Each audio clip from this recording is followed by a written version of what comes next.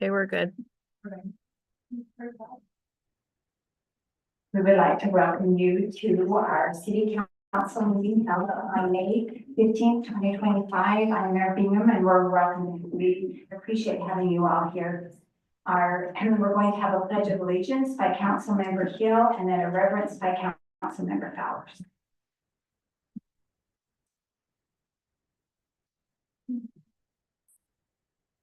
To the flag of the United States of America, and to the republic for which it stands, one nation under God, indivisible, with liberty and justice for all.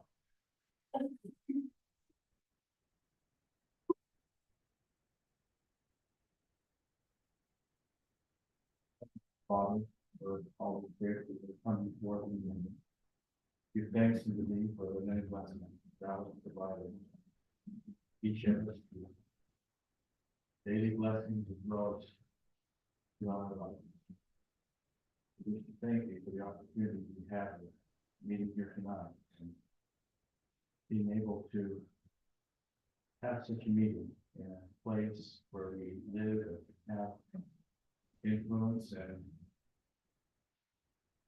about the kind of area we often live in, we'd like to have. We're grateful for these freedoms that allow these types of meetings. We always pray that thy blessings will be upon us, that as we review the items that are on the agenda, that we might be prompted and inspired to do those things that will be in the very best interest of everyone. We pray that blessings to be upon us, and we say this in the name of Jesus Christ. Amen. Thank you. We don't have any upcoming events, so we'll move to public comments. If anyone has a public comment, if they will come up to the podium, state your name, and you have 3 minutes.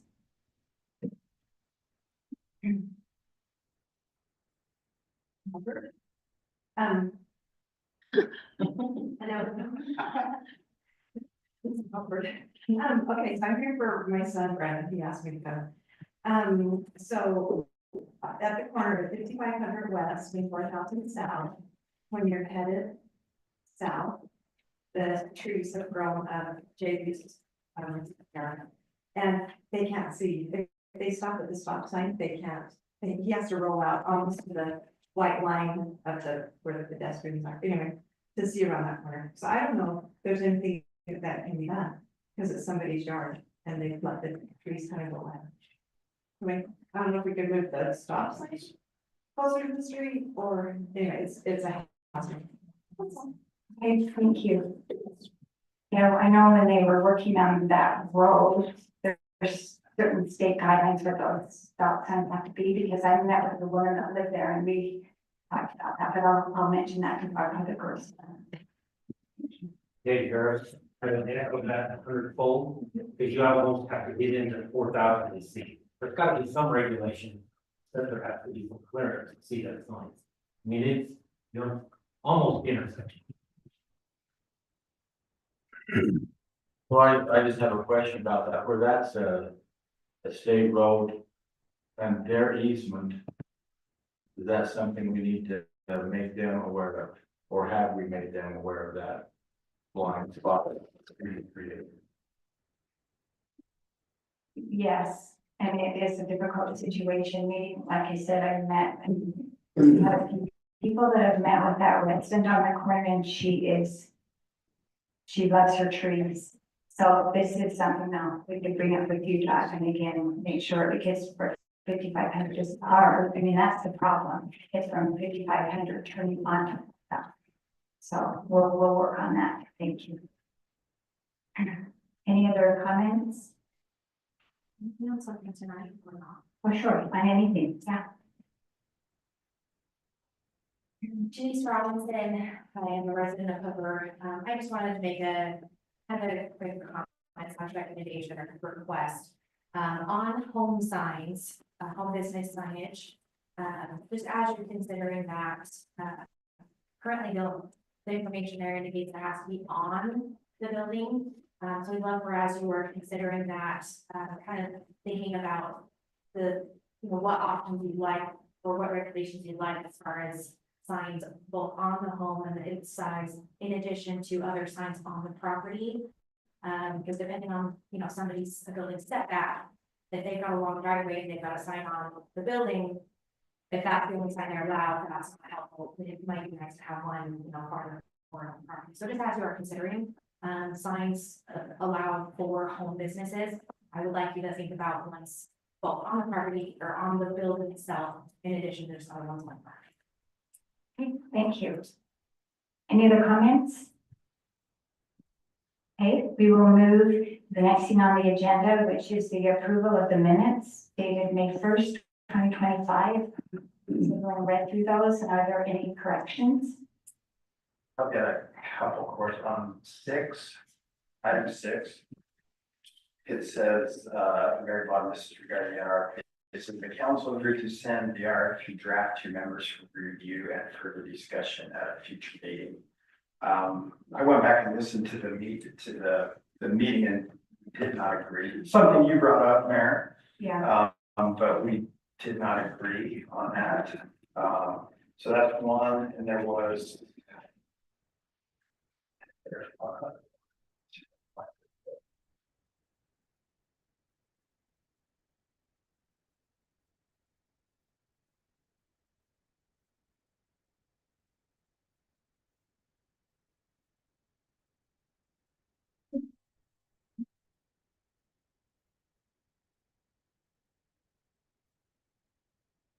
Anyway, I think that's it. The other one we're gonna talk about is the alternate for the plan commission. It kind of alludes that we kind of approved it, but we said we would be open to discussing it, which is what we'll do tonight. So I just want to make that clear that it wasn't green light, go ahead. There's only 2 of us here, and Deborah was on Zoom, so I just want to make that clear that it wasn't necessarily a stamp of approval. It was more of a, we could have a discussion about it. There's a certain way you think that should be rather than, because because I was agreed to table the discussion until this meeting with Okay. So I'm looking at it now, yeah, but that was fine, Okay, that was good. okay. So dismiss that one then. Anything else?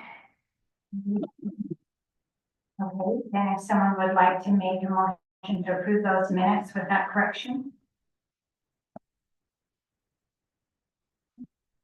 I'll make a motion that we approve the minutes from May 1st.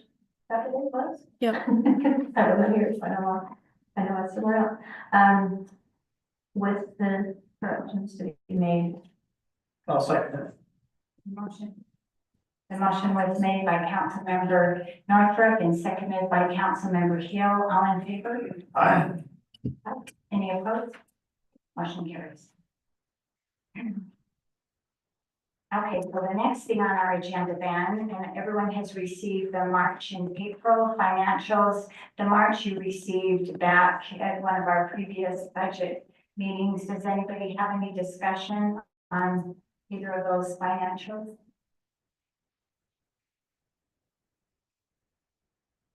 Okay, if not, then tonight, the Weaver Fire District is not going to be with us in attendance, and so we are not going to have that presentation.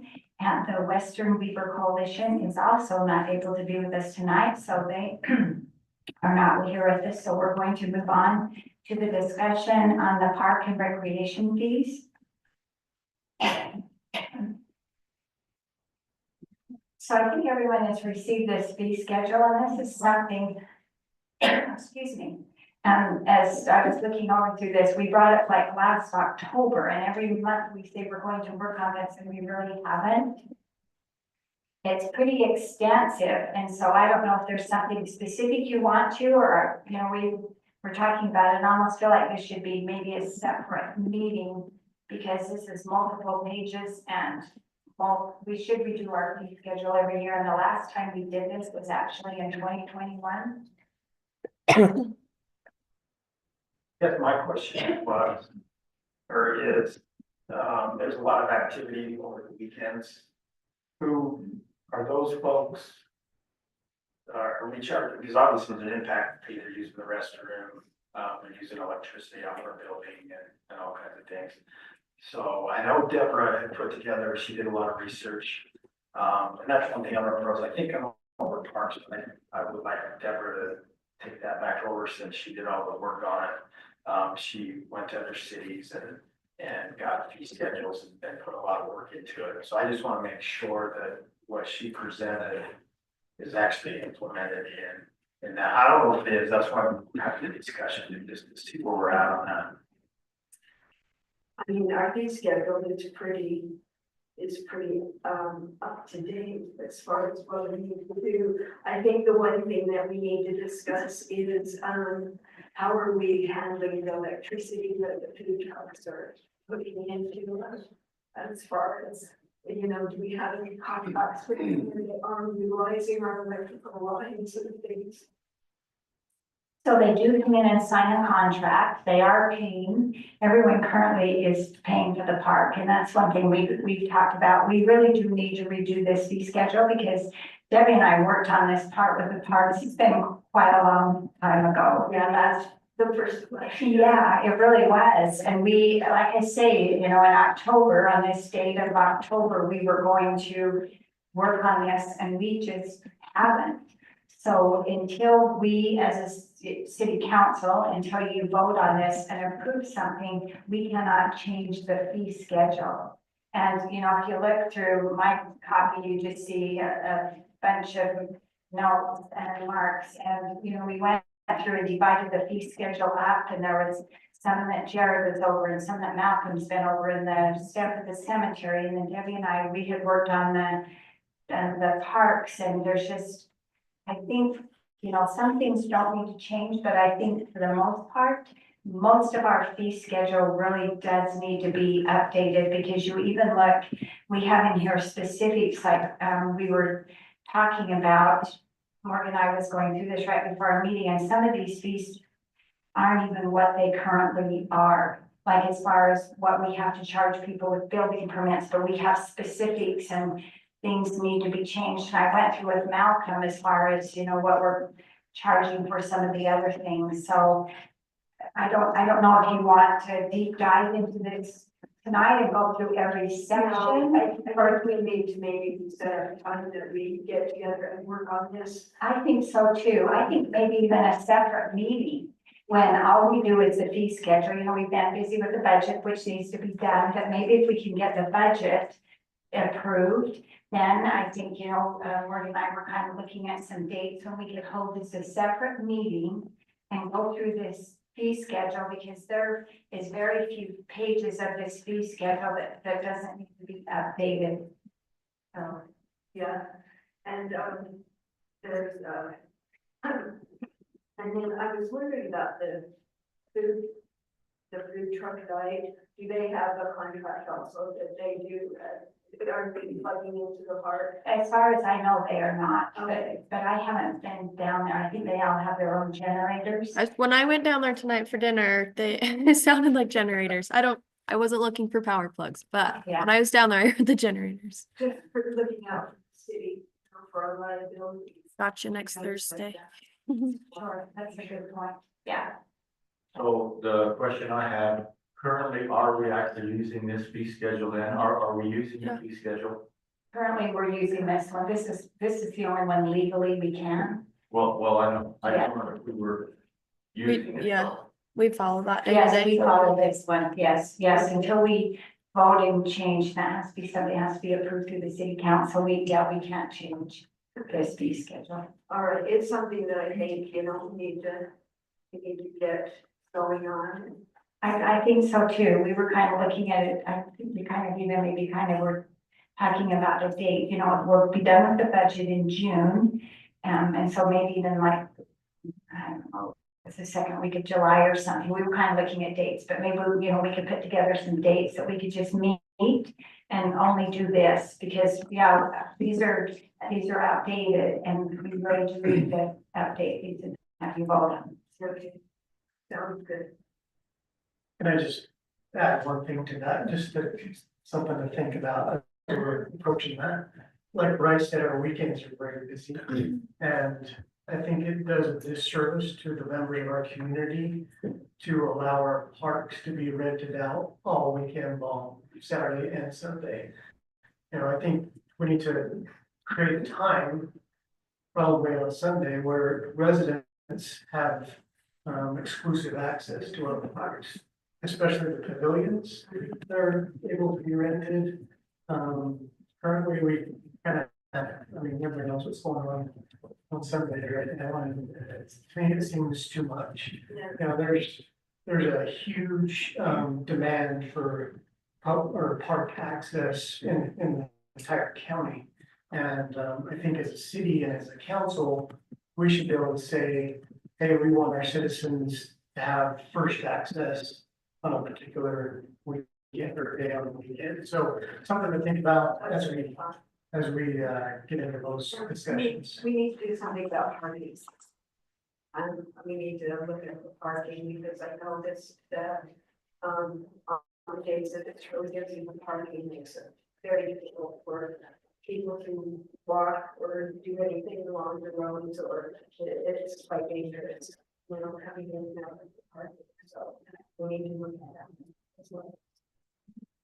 And one thing, you know, that's been brought up about enforcing is we have no parking signs, that there's a metal structure that or frame that goes around the irrigation box out here, but from there, I'm talking about 5500 west, from there to the corner of 4600 south, it says no parking.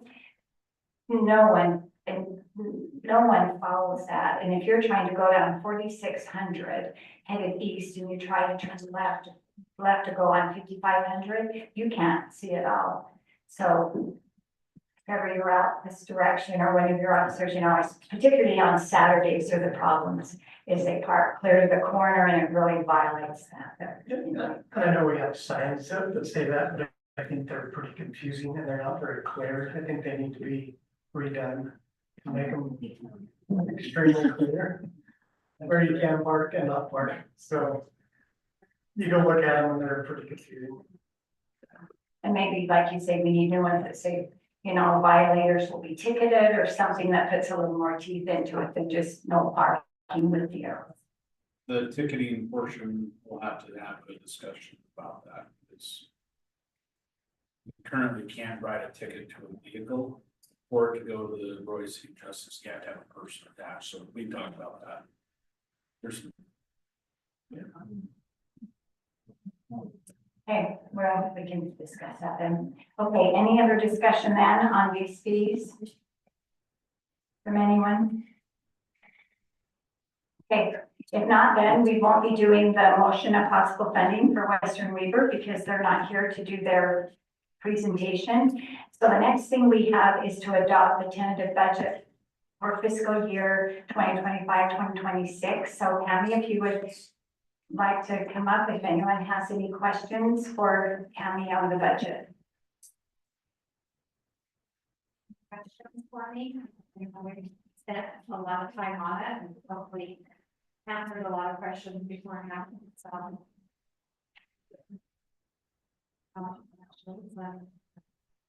We just need a motion to approve the tentative budget for fiscal year. Does anybody have any questions? So I have one, we'll go ahead. No, It's my- mine's a very naive question. Just in going through, I've noticed, you know, like they, then sewer, and it says wages and salaries, and then it says public works, whatever. In our hiring, is that how we have hired people, like you will just be, so that's why we know that So- income comes. Yeah, so basically in the past, you have had, each employee within a certain category. Okay, got it. We did go through and we re-looked at those with Jared. And basically said, what does this person really do? I mean, maybe in the past, they have been 50% parts and 20% something else, and it just, you know, it didn't make sense. So we went through and we said, Jared, what does this person actually do? Because we figured he was the best person to ask. Right, and that's what I was trying to figure out, like before it was like the general salary wages, it can never was a general worker, so that's why I'm wondering, okay. Well, and then part of that is that in the past, you've had your utility fund as just a utility fund. So we didn't know if the garbage was covering itself, if the stormwater was covering itself, if the sewer was covering itself. So we broke those out into 3 categories, and by doing that, everything just with the wages got stuck into sewer. Well, that's not truly the picture. So we reevaluated that and said, okay, what actually does this person do, and allocated it. Okay, perfect. Does that make sense? Yes, yeah, So, that's and then what I'm wondering. what I'll do is I'll go into the accounting system, it allows us to go in and put those percentages in. So because we are trying to stay in a budget and everything, I'm changing it July 1st when the budget gets changed. Okay, So that way it's allocated that way going forward. okay, so yeah, thank you. You having that.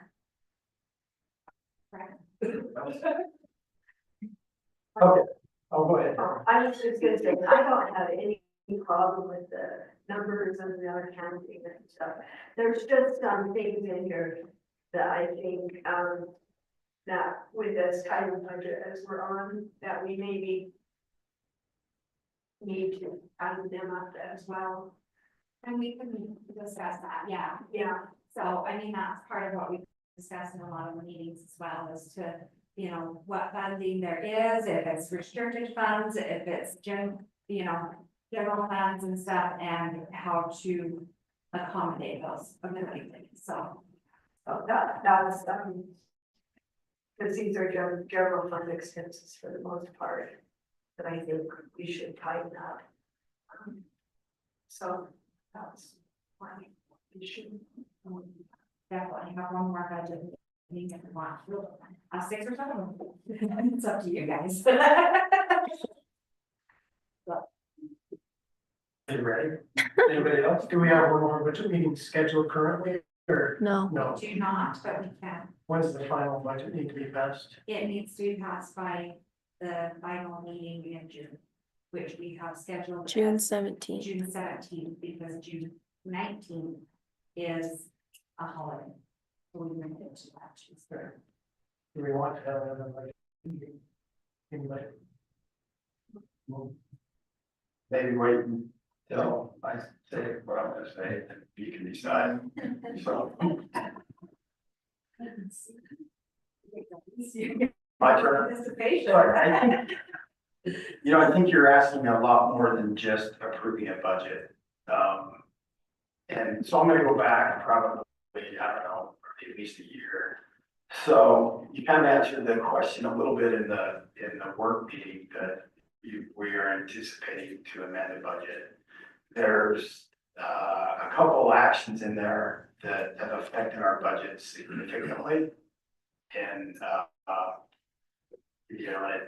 want to say in a detrimental way where costs have increased. And I think I know you probably know what I'm talking about, when our engineer left and our supposedly in-house accountant did a lot of accounting left. They were not, well, first of all, we were not involved in that process of spending those funds. And we needed to hire a quarterback and a wide receiver, and we hired a defensive lineman, so to speak. Those positions were not filled with the people we hired or that were hired. And I have nothing against these. I think they're great individuals. I like them all. However, looking at the budget, unless the numbers are wrong, we have spent significantly more in engineering. I think we're probably going to be well over 200,000 this year. I know we were 176, and I think we still was March. So we got April, May, June. We still have 3 months to go. So I'm anticipating that over 200,000. When Brian was here, I don't think we ever spent over 70. So, and obviously, and I know the argument, well, we spent a little bit less on these new employees. However, the deficiency in what we're getting from those employees is manifested in this budget now. So you're asking us to endorse something we didn't have a decision on. And the trajectory of those decisions has really impacted our budget by, I don't want to all wash it out. I wouldn't be surprised if it's $200,000. I really wouldn't. I know it's more than 100 just by looking at this. So I think the already fire aim mentality was implemented when this took place. We had no say. It was totally a curveball. But I think the city council, well, by ordinance, we should have been involved in that process. So that's my big gripe. And then also this 100,000, I am not opposed to this grant. However, I thought it should have been presented to us a lot earlier in the process. It almost seems like it was being hidden. And I don't know why. I mean, if it's gonna benefit our city, let everybody know, let the planning commission know. But it was extremely difficult to get kind of the parameters of this, and I'm not opposed to, making adjustments in our general plan and updating that, but it just, the optics of it appears like it was kind of shady. So I do have a little bit of a problem with that. I don't feel like I'm in a position to endorse something that I had no control over or didn't have a decision in what we should have. So anyway, that's how I'm feeling right now, and I don't know how we remedy it, but I think it wouldn't be a bad idea to digest some of this and see what's really involved. I don't know how everybody else feels, but that's just how I feel. So. I'll say one thing, I think this year, more than any other year I've seen, we've been imposed upon by outside influences, outside agencies. And I know JUB's done a ton more work because we've been required to by these outside agencies, which is unfortunate. And we're just told what we have to do. Oh, by the way, here's the bill to do it. Somebody's got to do it. And so I think that's some of the extra costs we're seeing this year, unfortunately, because we don't have a say in what we're being imposed upon. So that's my thought on that. At one point with that, this audit that we went through was about $30,000 in additional costs that we had to pay, and you're right, that we didn't have a choice. When the state comes and says you're being audited and you have to go through that, that had nothing to do with us. No one chooses to be audited, but Hooper City was audited. One thing again, you bring up this grant, and from the time that we received word that we were awarded, the very next meeting it was discussed, and that was a matter of 13 days. And this grant has been discussed in at least 3 meetings. And so as far as it being hidden, it never was ever a matter of being hidden. As far as I know what you're referring to, we did have 2 great employees that ended up leaving. They did. And as we've discussed in, I don't know how many budget meetings we have had since then, we did have a shift in some of the responsibilities. We have someone now that is doing our bills that we are paying half as much as we were paying someone else that was doing our bills. With that though, were there some things that our accountant is doing? Yes, and as we've gone through the budget, and as all of you have been to, most of you have been to our budget meetings, every single month as we have talked about that, there are things we're doing differently in our budget that never were done before that I think is for our benefit. Just as Cammie mentioned, we're now breaking out all of our utilities. There's no reason for sewer to be paying for garbage. There's no reason for the city to be going in the hole of $500,000 for sewer, which is what we uncovered last year. So now all of our accounts are broken out. Here's a sewer account, here's a water, or our stormwater account, here's our garbage account. We know exactly what that is. So I feel like the services we're getting have just been extremely well for what we've had. And I feel like we have gone over this budget more so. That was Cammie's doing, meetings that we have requested that city council's all been a part of. We have had a lot of budget meetings this year to go through, fine tune every single, I feel like, anything question that you had with the budget. So I feel like Cammie's done a lot of hard work on this budget. Most of you have been to the budget meetings and have been a part of this. So I don't know, I guess I'm a little bit confused as to now it comes time to be approving a tentative budget, why some of these questions then maybe didn't come up. So I'm not disputing Candy's hard work nor the employees that are doing the billing. That's great. Like I said, I like them all and I think they're fabulous. What I'm disputing is we were excluded in that process. We have an ordinance in place. It seems like there's been several things where you just go ahead and do it. You don't include us. And we are a council, and I've said that many, many times. So, but those decisions have ramifications, and it's evident now in the budget. So, no, I'm not disputing anybody's hard work. I think those employees that you hired are fine individuals. However, you did not plug the holes that left. That's what I'm disputing. So what I'm disputing is the whole process. You didn't follow the ordinance. You didn't do it like you should have. That's what I'm disputing. So with the budget, you have the option to basically make a motion to accept the tentative budget with certain changes. And that is an option if you want to propose that. I'm just here tonight to hopefully get a tentative budget accepted. Well, I think we're beyond the changes. I mean, what's set in motion is in motion, you know. You can change it. It's Well, well, Bryce, it's a. I don't think we can hire an engineer and tell Malcolm to hit the roads. I don't think it works like that. So,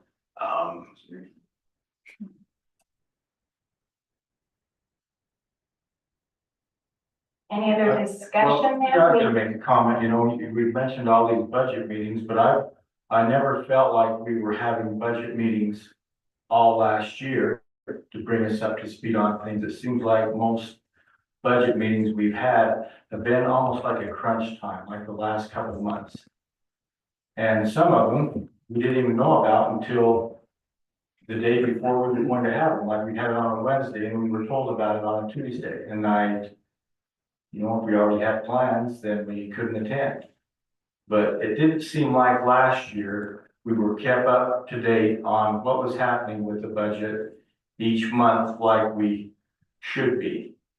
It all happened more at the beginning of this year. So typically a budget process is that you do receive the financials monthly. Those give you where you're at to date. If you'd like more discussion with that, I'm happy to do that. We'll give you that summary sheet that gives you all that information. And then typically your budget process does start about March or February or April. Some cities don't start it till April-ish. So it's totally, you know, if the council would like more meetings or more, you know, set in stone meetings before we start the budget, that is something we can accommodate next year. Last year you had one budget meeting. So That's what I was going to say. The person that was over the budget last year, we had one budget meeting and I didn't feel like going in. So then we had the budget meeting and that was set for this year. I didn't feel like that was enough meetings. And so getting with Cammie, as she said, we started having budget meetings in March. And we have had consistently budget meetings. And the one meeting, you're right, Dell, there wasn't a lot of, or Councilmember Fowers, a lot of notice. But that was because at the meeting before that, Councilmember Wilcox had requested that we have another budget meeting and we were trying to get that in. So Cammie would have time to be able to get this preliminary or this tentative budget out so we could approve it. There are some state guidelines that we have as far as approving a tentative budget. So it has enough time to be on the website so all the residents can review that. So we do have that in time to fill our state requirements. So I guess my question would be, if you were to do it over, Mayor, would you have been involved in the employee hiring? I mean, that's my question is like, I mean, recognizing that like, yeah, you should have done it differently. goes a long way with me, but if you just kind of like kick it down the road, it's like, I have a hard time stamping something I didn't have a decision in. So I can go through and explain, if you would like me to, the rationale as far as hiring employees. We did have 2 employees that quit last year. We had a financial manager that was getting paid second to the highest wage in the city. And it didn't feel like that it was financially prudent decision to continue to pay someone that much to do the job that was being done. So the decision was made to hire a financial clerk that ended up doing all of the billing that was done. So that's just, so I know the process, but you said we, so who is we? It would have been nice to have, include all of us, and then you probably would have our support 100%. But when they go, you do the backdoor thing, it's like, I have a little bit of a problem with that. So now, that's all I want to know. If you were to do it different, would you have included us? That's all I want to know, not the whole process that I've heard a bunch of times. Okay, so the mayor is responsible for the employees, of the hiring of employees. That is one of the mayor's responsibilities. Well, no, if you Yeah, go it's with through the and city read council's it, consent it's because with, it's a budgetary thing. anyway, well, I didn't exceed the budget because I was not hiring people and paying them more money. I am responsible for making sure that the departments also follow budget. And so if I would have hired a financial manager and paid them more that was in the budget, yes, I would have been remiss, but that wasn't the case. And at the time and when I say we, we're talking about staff, because I appreciate every single thing that the city council does, but it is the staff of the city that runs the city every single day. So we have city council meetings that are twice a month, but you have staff that are here 32, 36, 40, some of our public works guys, maybe 50 hours a week. So when I talk to staff, okay, what do we really need in the office to make this office function properly? What needs to be done? And it came up with some certain criteria as far as what we had been paying, what we could afford to pay.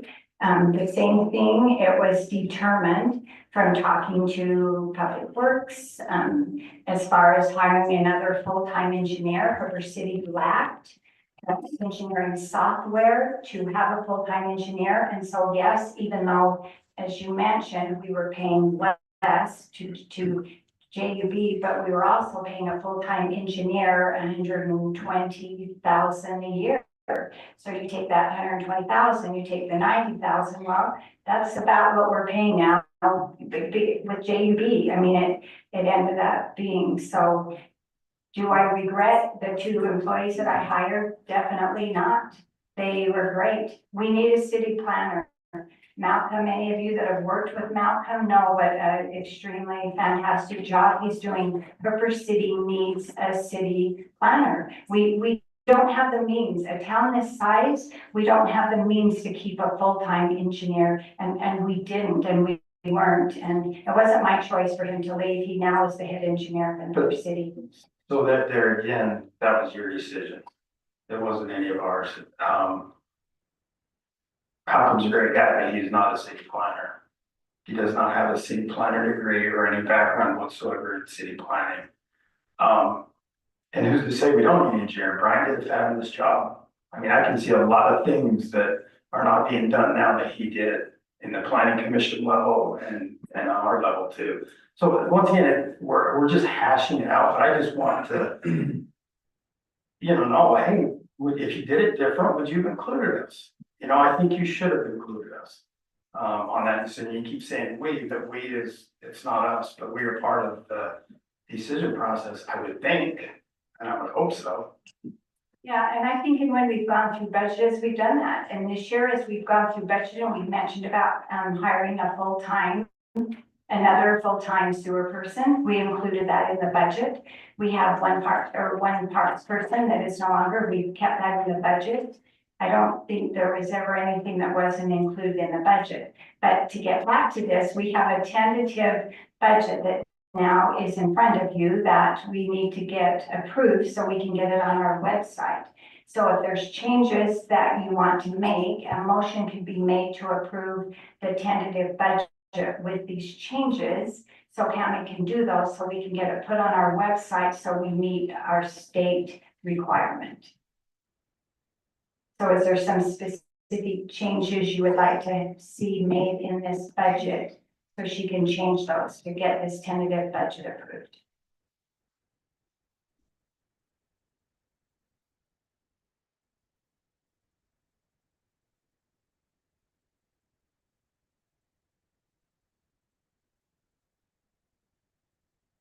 If there's no changes, I'll go ahead and make the motion to adopt the tentative budget for 2025-2026, as we've discussed the last 5 or 6 meetings. And we have a motion made by Councilmember Hill. Is there a second?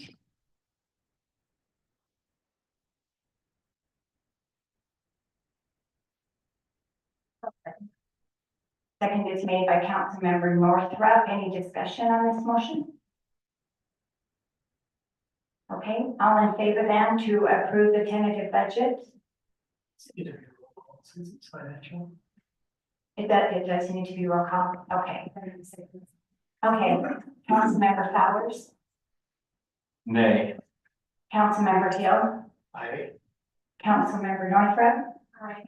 Councilmember Wilcox, Nay. Councilmember Maravoni. Nay. Okay, so At this point, you have a choice, you can either make another, according to my understanding, I'm not an attorney. But you can make another motion to change it as you see fit, that you would feel comfortable to approve it, or you could be in violations. But we just had the question, was there any changes to the tentative budget? Nobody said a word. that's correct. I think I have too many. Okay. You have changes? I have changed. Okay, go ahead. So, on the council, the tentative budget is for way more than we make now. Executive is as well. The attorney, I think, is way exceeds. Okay, I need dollar amounts, Okay. what you would like changed. Okay, I think the tentative budget should be the same for the council and executive as well. Were you in participation in the budget meeting last time? That we talked about that. No, because it was held on the day that I can't come. So maybe we should have another budget meeting and so we can have everybody present to talk about why we did that. That probably would be a good idea because I really wanted to be there. Great. We, just in her defense, I tried to facilitate that because, yeah, she couldn't be there on a Wednesday, but Cammy could have done it on a Monday or Tuesday, but that wasn't allowed. So Deborah did try, and that's why we had that last meeting, is to accommodate her questions. But the meeting was put on a day where she had a prior commitment. So who was in attendance at the, because I wasn't able to attend either because I had a prior commitment. So who was in attendance? Bryce, Bryce, Bryce, and myself. So there was the three, we had a quorum. So Debbie, also do you want to put planning commission back too, because we had increased an amount to also pay them more. Would you like that changed as well? The planning commission, that because we had also talked in that meeting, because there had not been an increase to the council, executive or planning commission for a number of years. I hadn't noticed that. Yeah, so they all were, and one thing that was explained that time, in order to do that, there has to be a public hearing. So even if this is in this preliminary budget, and then we have a public hearing and it is said we don't want to do that, that can be changed. Like this preliminary budget is some numbers that go through that we have, like Ryan has said, we've discussed for months. But if it's anything that we want to change, I mean, the preliminary just means, do we approve this preliminary budget? And like I mentioned, it'll be on our website. But there's, I don't know, I personally would be embarrassed the citizens to look at some of these numbers and ask why we had approved this. I think that we're stewards of their money. And we need to be, I mean, you yourself have told them how desperate we are and how badly the city's doing, and have these kinds of numbers posted on the website for them to see. I just would not feel comfortable. So most of these numbers were the same as our meeting, not the last one you were to, but the time before. Did you have those concerns as well? The meeting that was Yes. held in April? I don't know that was I here in April What, you, or on Zoom? on Zoom. Yeah, I don't, you know, when I was on Zoom with that one, I don't know that I have.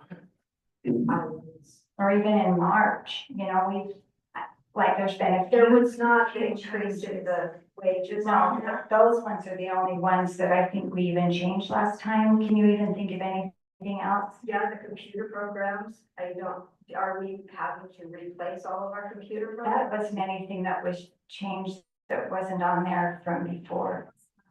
No, No, but these are just, I mean, you know, as I've looked over it more and more, there are things that I have become concerned about. Debbie, I did ask you to reach out to me.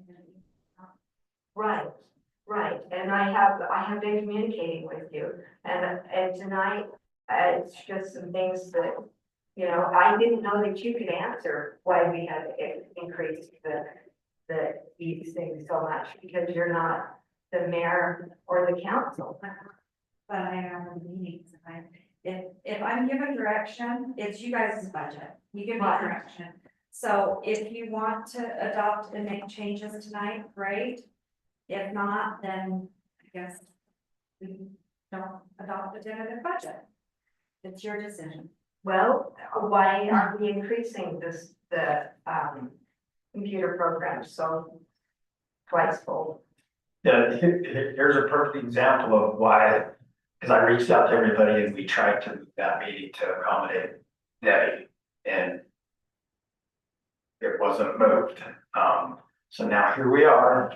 I know you can do it. I know, you actually, and it's not pointed at you, So you accommodated us, you were gonna accommodate us very well. appreciate that, but why, do you know why the computer programs are twice as much? So my understanding is that the computer programs have gone up because we have some additional licensing that we're going to be required to have. And I do have that on my computer, I have to pull it up. All right, But if I was asked that before, I can pull it up. okay. And our supplies are doubling? If you look at your budget so far, with your accounting, for April, it looks like you're needing to spend more in, you know, just some supplies, so we basically increased that. To accommodate for that.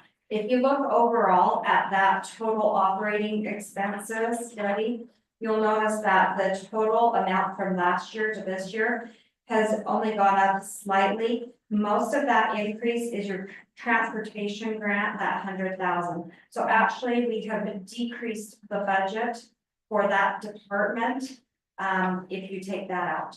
Okay.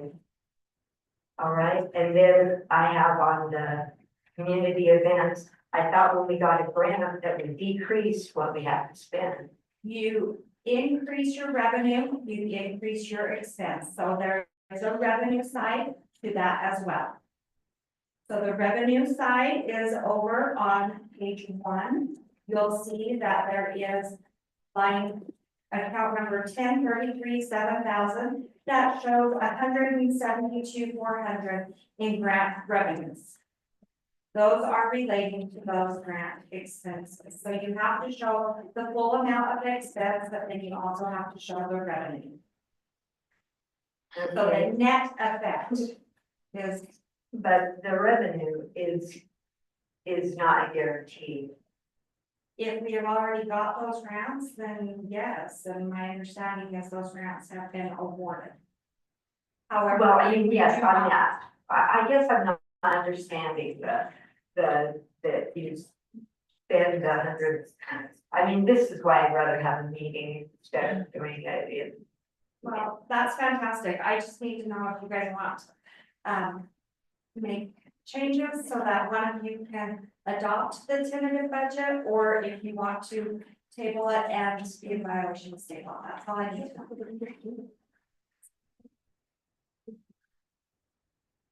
So Bryce, is there something we can change for you? I mean, I don't know what else. Or Dale? Well, when is it due again? I mean, I was just thinking. The tentative budget has to be adopted today. But that's not the final budget. The final budget is by June 30th at midnight.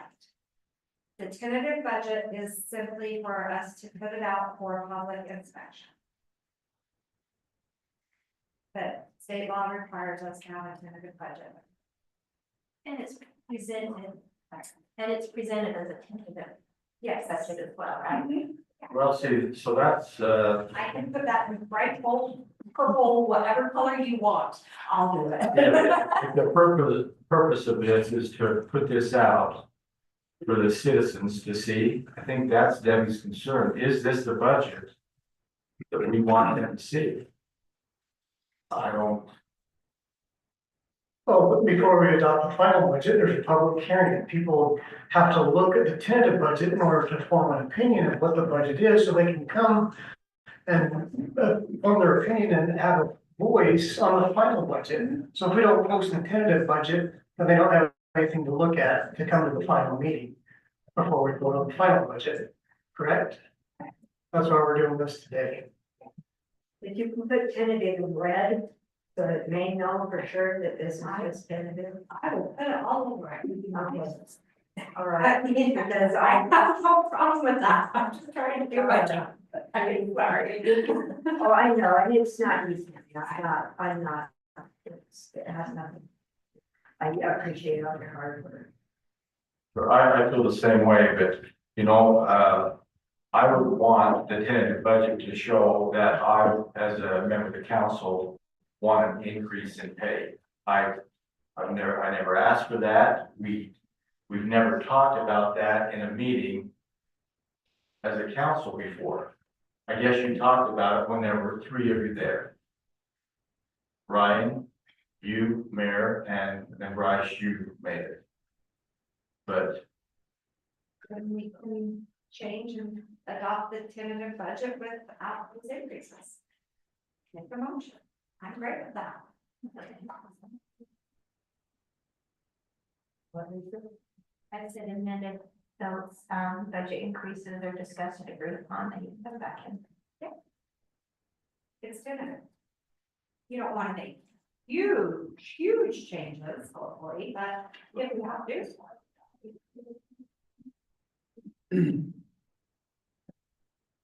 Maybe would you be all right with that if we take out it was the city council, the executive and the planning commission, because we talked in our last meeting. And one thing which was brought up, it isn't that anybody's saying, oh, let's give ourselves huge raises. That wasn't it. It was the planning commission, city council, and I even said I didn't care if mine went up because my percentage wasn't as much anyway, which I said, I don't care. But there hasn't been any kind of raise, and you compare to other cities and what our planning commission and our city council, and even in perspective, the mayor get is less than half of what anybody else does anywhere around. Lowest paid in Weaver County and probably Davis County. I just don't think it's a good time right now.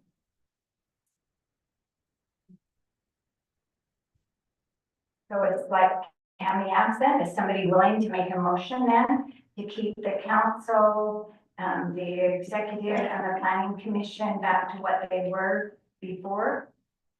And is that something then you'd be willing to approve a tentative budget for tonight? And then if you want to have another budget meeting, if everyone will guarantee they will come, we can do one more budget meeting if that's something we want to do to that. As Bryce knows, I get pretty humorous, don't I? Give me a few Diet Cokes.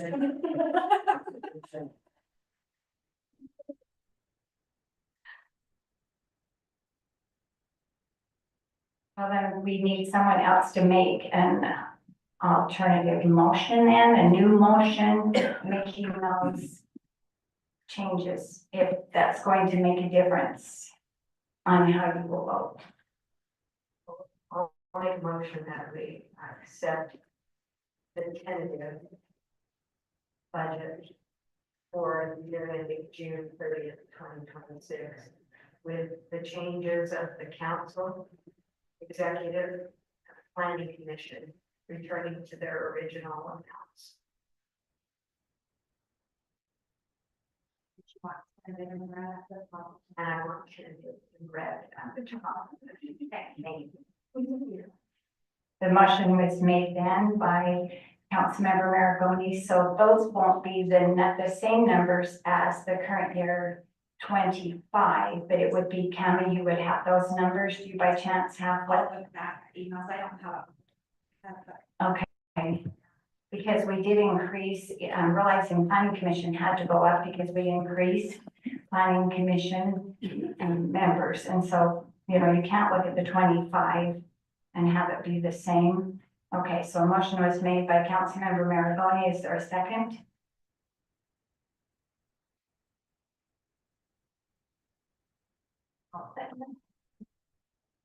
Okay, second was made by Councilmember Northrup. Again, we'll do this roll call vote. We'll start down here at this end. We'll start with Councilmember Maragoni.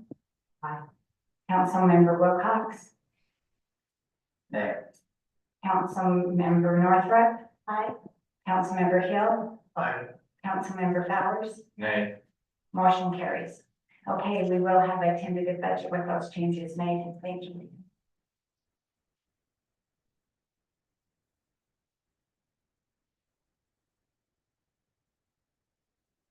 Okay, so the next thing then on our agenda is to talk about the, So are we having another budget meeting or are we not? Yeah, because that's a tentative budget. There's a lot more things that I think that we need to do. So let's agree upon a date. Okay. So we don't go through this again. so we will have to have the final one is for June 17th. So, and again, we need to give Cammy a day or two. You know, that's why the meeting was held last time. Even though Cammy said she could have came on Tuesday, but to have a meeting till 10 o'clock on Tuesday and expect her to have all those changes made to have it out to us in our packet on Wednesday to do for Thursday meeting was very difficult. So we have to be aware also of her time. So if that meeting is going to be on June 17th, you need to at least, I would suspect, well, we will be putting out the public notice. So we need to do it sooner than later, because if we're going to make changes, because for there ever to be any increases for planning commission, city council, or the executive, we have to put out a public hearing on that specifically. So that public So- hearing will go out what day? June 5th is when I June have to 5th. notice that. So we need to meet between now and I would say the end of May in order to give Cammy time to make those changes, so we'll know about that. How does, okay, Cammy, again, how does that, well, I guess that'll still work. If we make changes, then that can be with the public hearing notice. We'll have that at that time, so the residents will be aware of those changes. So then when it's approved on the 17th, the residents will be aware of what those changes are. So I propose the 22nd or 29th of May.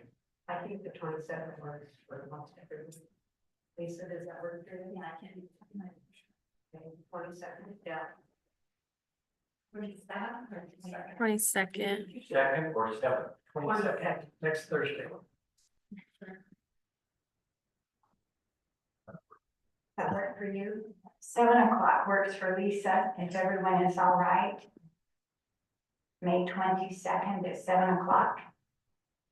6 o'clock, since we have so many questions. to I talk know, about. the problem is Lisa can't get here though until 7. Just put a time frame for me for an hour, hour and a half max, and It's not gonna happen. you're probably right. Sorry. Everybody has so many questions, it's gonna be 3 or 4 hours, sounds like. Maybe if you could submit the questions beforehand, I can have answers ready for you. And if I need to, I'll go to the mayor for the answers as well. I'm happy to do that. If you provide me the questions, I will do the best I can to answer those questions. So preferably if you could get those questions to Cammy by the beginning of the week, so she has by Monday, so she has a few days to be able to go through those would be helpful. Sticking with 7 PM. 7 o'clock, Lisa, okay, yeah, we'll plan on that. 7 o'clock on the 22nd, 2/2. Yes. Did they replace the ACs? No, it's just That's really crazy. cold in here. You could bump it up if you want to. Okay, so the next thing on the agenda then is to have a discussion, possibly a motion about the business home sign regulation. We had talked about this a little bit last meeting. I think it's something we ought to do. I didn't even think of your suggestion about, if you're home, like Ross's, for example, they're 100 feet, 200 feet back, and, so yeah, it makes a lot of sense. I know that I've had discussions with some of the others, I think we need to make sure we get it right and make changes. I think it probably does need to be bigger, and, like you said, if, it can't solely just be attached to the house. But that being said, I don't think we're prepared to make any hard, fast things tonight, just because we haven't had time to research it. Maybe my suggestion, I don't know if I'm speaking out of line or violating an ordinance, but in the meantime, get you one of those A-frames and stick it out in your yard. Worst case scenario, they'll just ask you to take it down, but I doubt it. But I think you're right, we do need to update that ordinance and so it fits with our. So I don't know if it's the motion just that we agree to update it or I'm not. We'll have to do a motion to draft an ordinance change. So once we get a motion to do that, then I can let Ella know with the Richards and we can draft that up and then move forward. With that, do you have some suggestions if we make a motion to draft an ordinance change? Do you have some suggestions to put on that?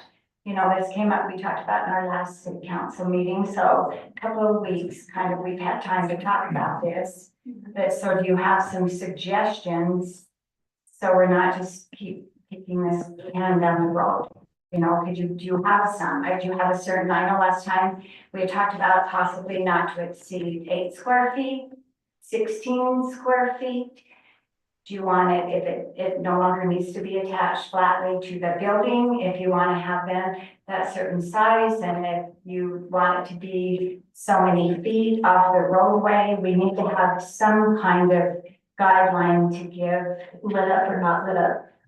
Yes, those are awesome things. But let's just start right from the size. 2 square feet we know is not big enough. Even political signs are bigger than that. So are you thinking 8 square feet, which could be a 2 by 4, or if you did a 16 square feet, could be a 4 by 4, or someone could do a 2 foot by 8 foot, which could be permissible. Maybe. I had a question, for one of the home businesses only they do something for 2 weeks.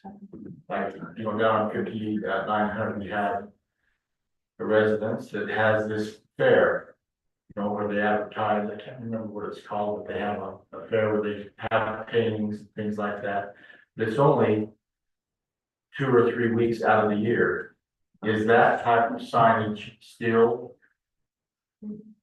will that be the same as what a permanent sign would be? See, those are the kinds of things I don't know that we've ever discussed, and a lot was brought up earlier, Like the How- signs that are always big ones that are. like craft fair, sure.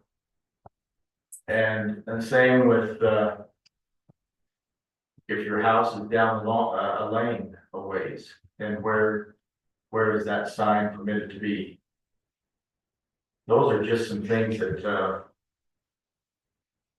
you know, I think I've never really thought about the different reasons why the sign placement or size could be different, just based on, you know, what you're advertising and for how long. So if you look actually at this ordinance, it talks about home occupation signs. So I think specifically what this is addressing is a home occupation, which would, like you're mentioning about if someone just, like when they have the fairs or something, and that's just a temporary thing, that really would not be a home occupation. These are people that have came in and actually have a business license for a home occupation. That's what this ordinance applies So what if to. that occupation isn't for 365 days a year, though? I mean, what if it is seasonal? That occupation is seasonal. I think they would still have to fall within this ordinance of a home occupation, because even if it's seasonal, they are required to do a business license.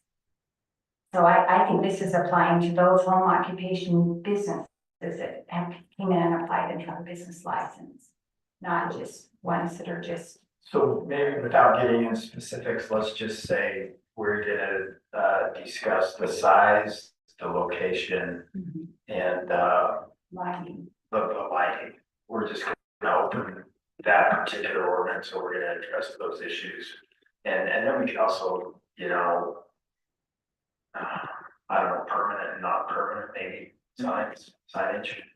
So someone like Jill said, if they're just do it like tax season, they can go out and put an A-frame out in front of their yard as long as it's an impede someone's view, that kind of thing. Will that satisfy, is it with the LA, you said we had to, Oh, it's Ella. Mm-hmm. will that be okay? I think That- so, yeah. I think it gives her enough guidance to kind of work off of. Because I think you have a good point. We probably should have some other kind of ordinance. I know, we've had someone look up about as far as everybody that puts their signs on every corner, and we do have an ordinance already against that. But that doesn't really address those that maybe only have them for a temporary time. Which probably that ordinance that addresses everybody that passes on the corner could address this, but this is actually ones that have home occupations. So does anybody have a suggestion for a size?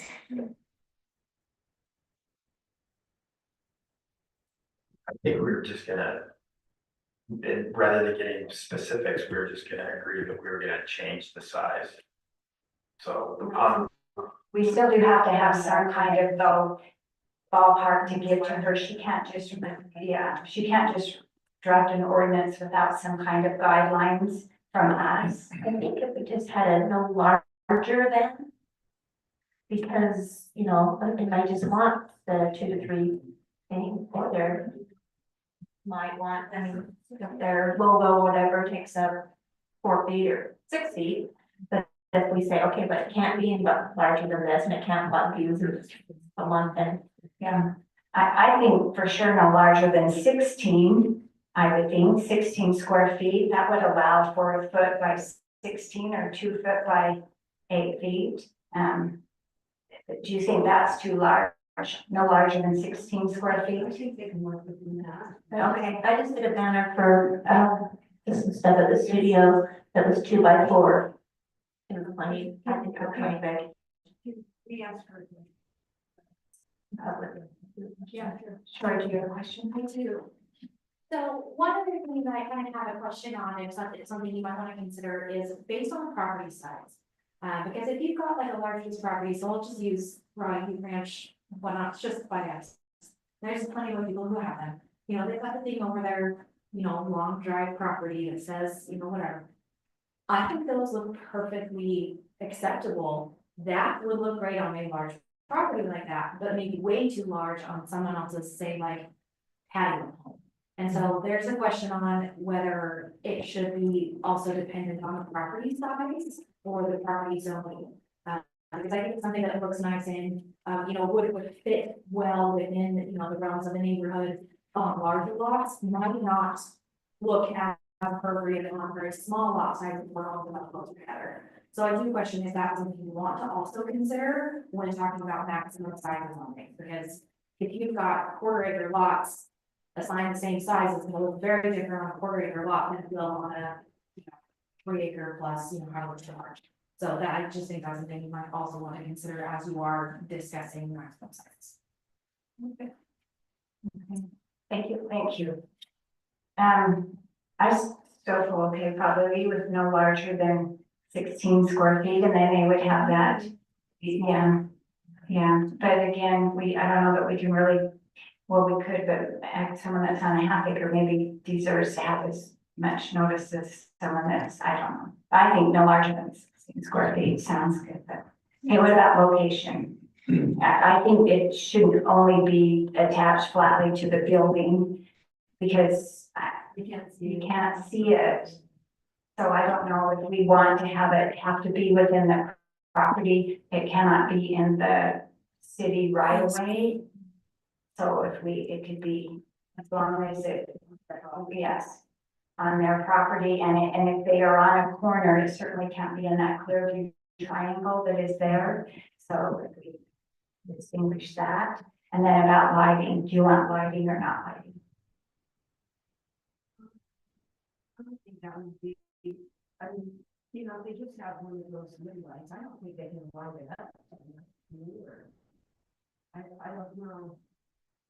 The outdoor lighting that they have, is it distracting? It's no more than illumination, like how people have home lighting all around their homes. I don't, They can have, kind of have glitter. yeah, it has to be a sort of light. Something. I think there was more concern over whether or not it's flashing and being Oh, that way. But steady light. We have- It's not as bright. There may be guidelines under the MUTCD as well, as it relates to flashing or, and then to counterbalance the nuisance portion as well, having something too big, if they do choose to permanently mount it, Right. right? And the electronic signs, I believe there is something in the MUTCD, so. So maybe as far as the lighting, we don't give them, we let Brandon, our attorney, look through that and give us direction with that. Okay, well, so with this then, we just need to have a motion to draft an ordinance, and then we will have our attorney. This is someone that would like to make that motion. Make the motion that we go ahead and draft an ordinance for the updating of our signage ordinance for home-based businesses. Motion was made by Councilmember Wilcox. Is there a second? All second. Second was made by Councilmember Maragoni. Any discussion on this motion? Okay, all in favor? Aye. Aye. Any opposed? Motion carries. Okay, the next thing then, what we had talked about last time was, and again, this isn't something that we could do, but we could make a motion if we wanted to draft, because then we would have to change our ordinance as far as having an alternate planning commission member. We have found since we've had our 7-member that I think we maybe one time, if even that, have had all 7. And now with 7, you have to have 4 for a quorum. One meeting, we didn't even have a quorum, and so that meeting had to be canceled. So I just thought this is something that we could address as far as having an alternate. What happens with an alternate is they are required to come to the meetings, but they only vote if there is someone that is missing. And like I mentioned, we've not had everyone here. So some discussion on this. I personally don't see the need for an alternate. we don't have an alternate on the city council and we do just fine. And, as far as I know, the only time that they've had a council meeting was when Commissioner Prince was, excluded from being able to come to a meeting. Otherwise, they've always had a full quorum there. So I just think it's an excessive person that we have to train and, pay, deal with, and I just think it's unnecessary. Any other comments?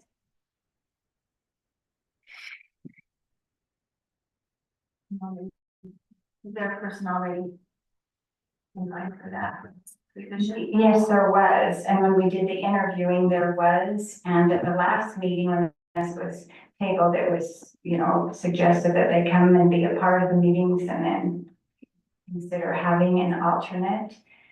Because like I mentioned, there has to be 4 in the one meeting, we only had 3. So it wasn't just, as you mentioned, Debbie, we had other ones that weren't able to come as well, and we don't have, it has been difficult. That was one of the concerns about having 7, is it's sometimes difficult to have 4, but again, this is a discussion.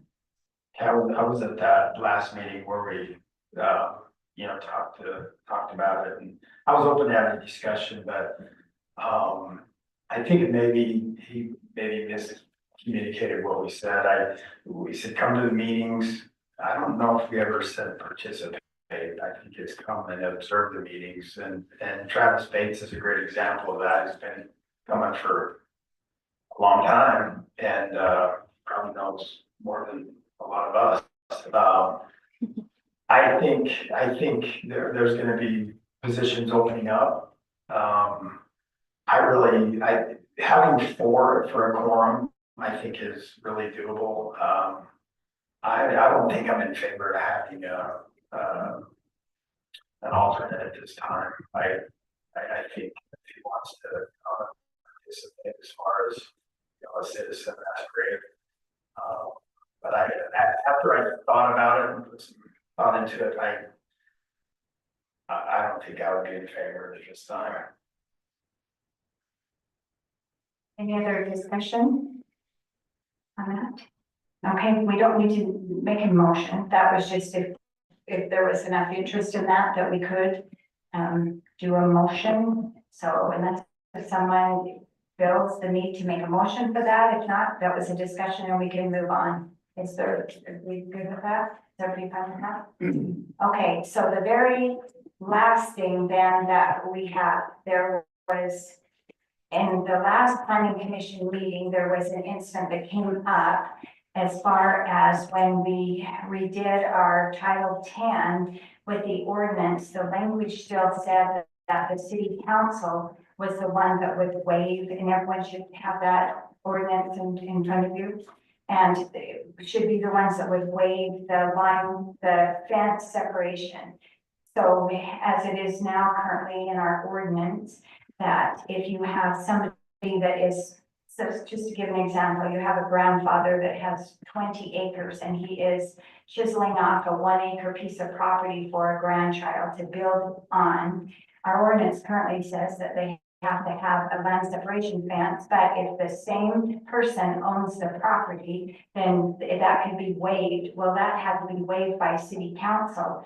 Well, this no longer goes to city council. The 1 and 2 family some 1 and 2 family residences in minor subdivisions.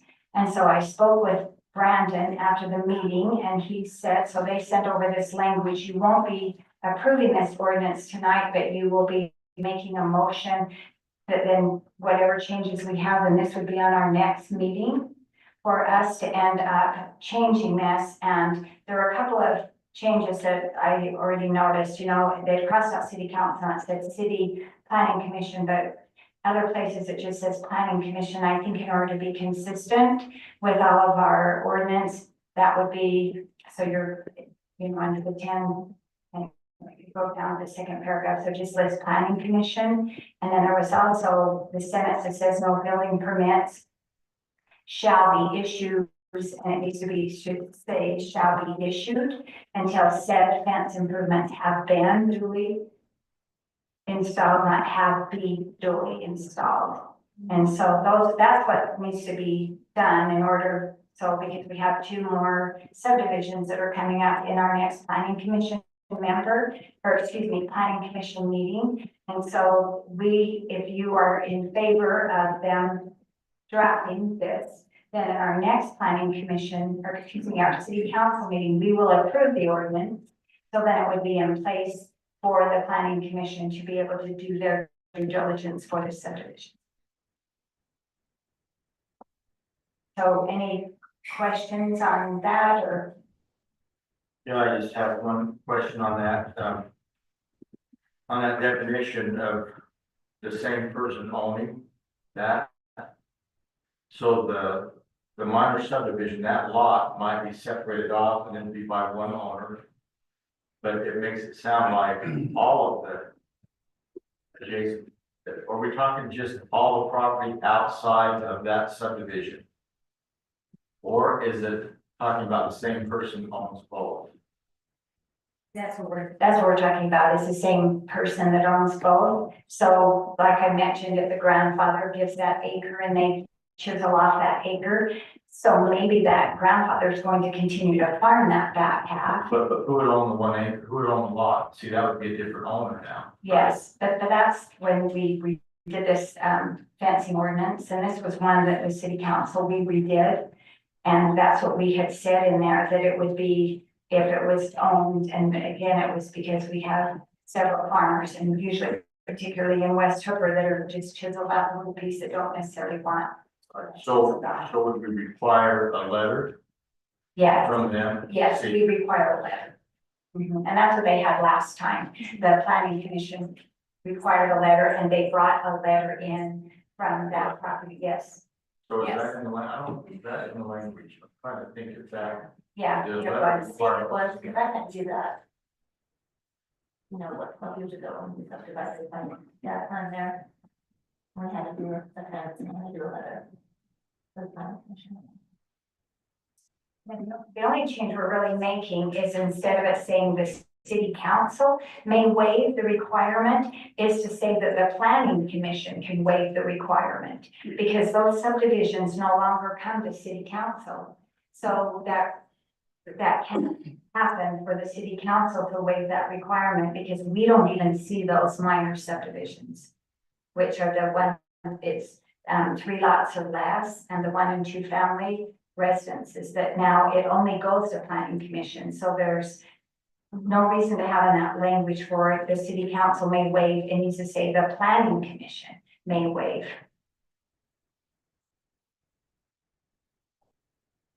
Councilmember Powers, did you get this copy that the attorney had sent? I think it maybe makes it even a little more clear. I've emailed that one to you. Yeah, I got that It just today. shows they crossed out city council, and like I'm saying, I think we would cross out city as well. So it would just say the planning commission may waive the requirement, and then down below, also the final construction drawings, and again, it's required at final of the planning commission approval. No sense to say city council, because we don't approve those anymore. Right. Yeah. Yeah, and then just those couple of typos on the words. I was just trying to think back, and without having gone through this ordinance, and I don't remember if a letter was if it's actually stated that a letter required, or did the council just require that at the time? Do you remember, Ryan, if it's in there, because we ran into a little bit of a. It's part of their development requirement, unless the council waived it. So that's just. I think it's in the development agreement. Put in the land use separation fence unless the council waived it. Right, so, but not talking about the land use separation fence, but the letter that says On the property owner. they wouldn't require that. That's what I remember us talking about, because we had one particular subdivision that didn't do that. So they didn't end up putting in this land separation fence, and so some was 20 feet off the property, some was 60 feet. So I remember us talking about they need to bring in a letter, because the developer said, oh, they text us We said, no, a text really doesn't work. There needs to be that letter. Is that part, see, Brian, that's what I'm trying to remember, is that in the ordinance to require that letter? If not, maybe it would be a good thing, Yeah. because it was, I know. Whole situation, right? Right, I know a very good situation where we ran into problems.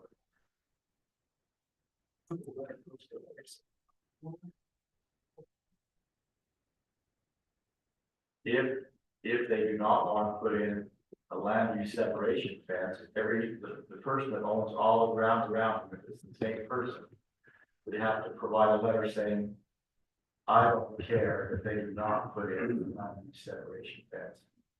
That's when we changed this ordinance, was we said they know unless, the only time they can waive this is if it is the same owner. They can't waive it.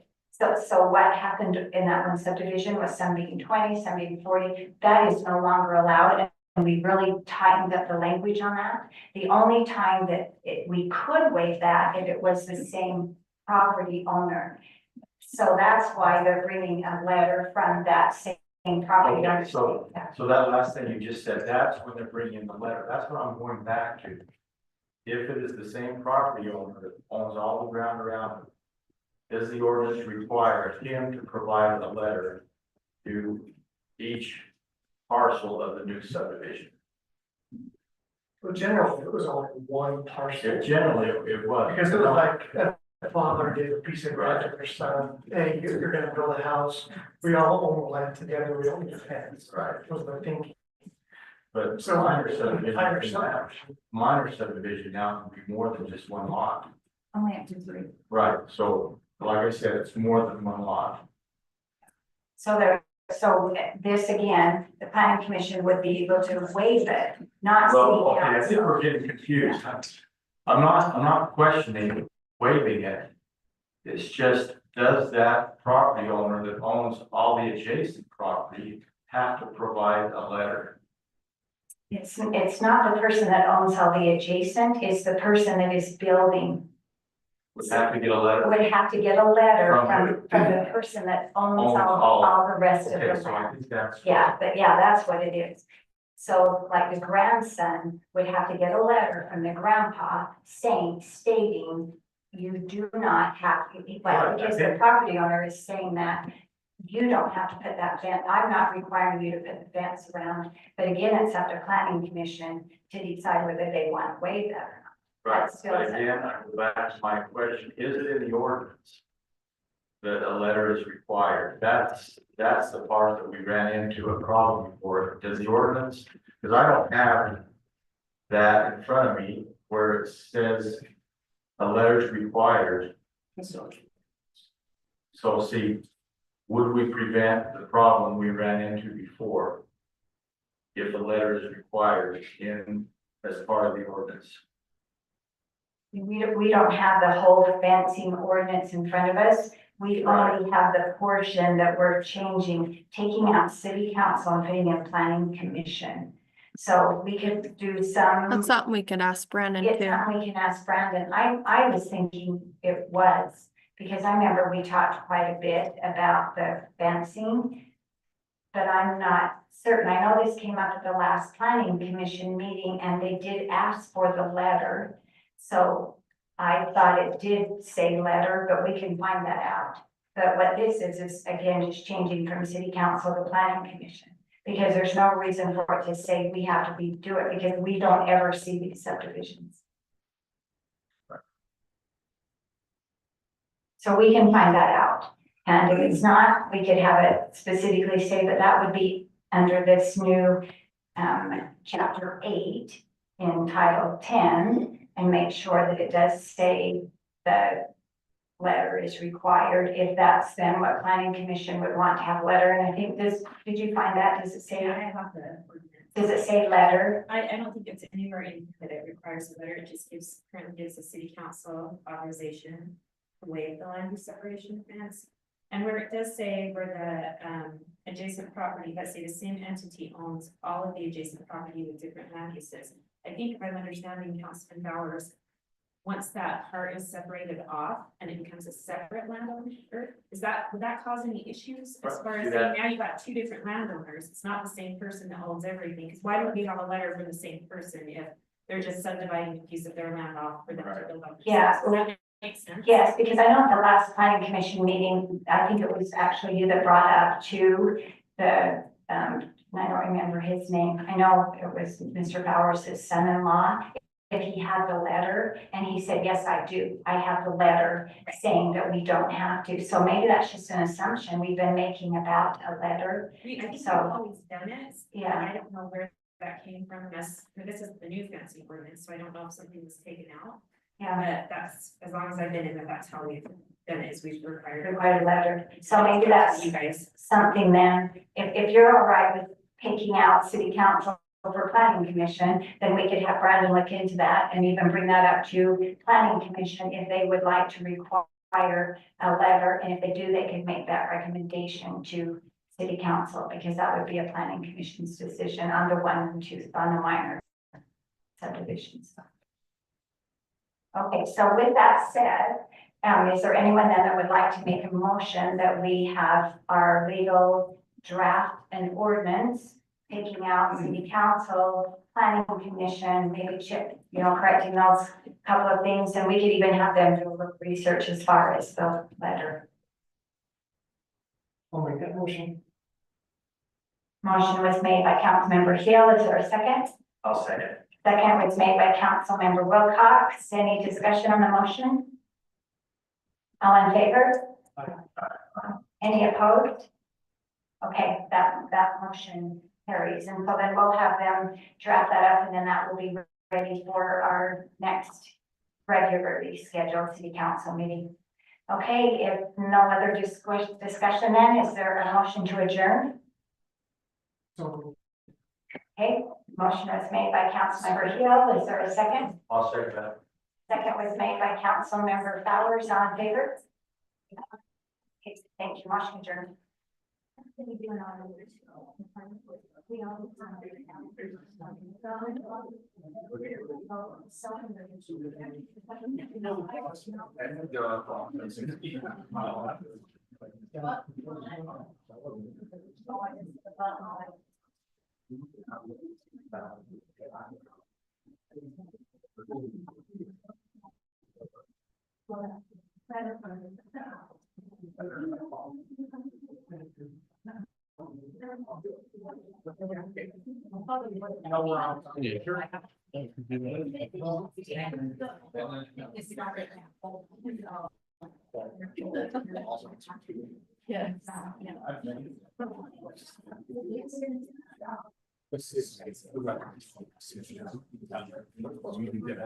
Saturday night, I have no idea.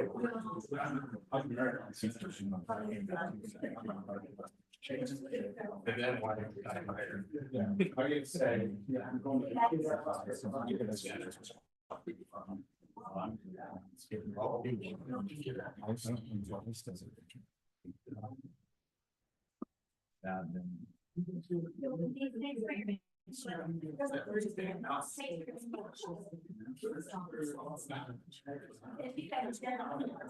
You know, that's.